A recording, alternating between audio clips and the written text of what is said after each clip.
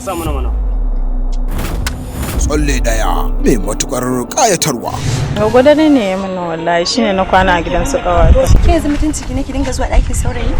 To me a ciki gayyata ta yi. Tsalle ɗaya. Yau garin nan babu kwanciyar hankali babu kuma zaman lafiya. Domin Talla ya tashi yau ba shi da ko sisi. Kai wa yarinyar nan Talatuwa ta. Tsalle ɗaya. Shiri mai dogon zango da zai fara zuwa a tagwayen tashoshinmu ta YouTube channel ɗinmu kamar haka. Halidubu Hausa TV tare da Ramos Hausa TV. Ba gogo ya zai na shiga wannan hayaki. Salon kawai na zo ina kauri. Tsalle ɗaya.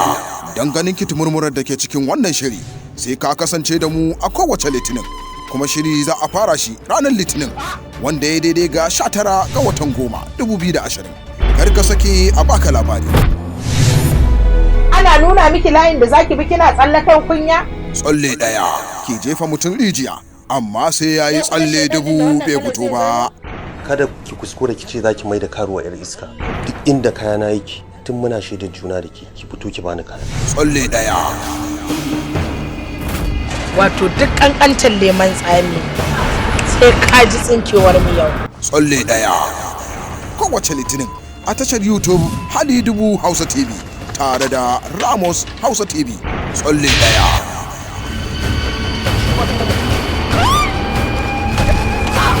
Tsalle ɗaya. Kar ka sake a baka labari.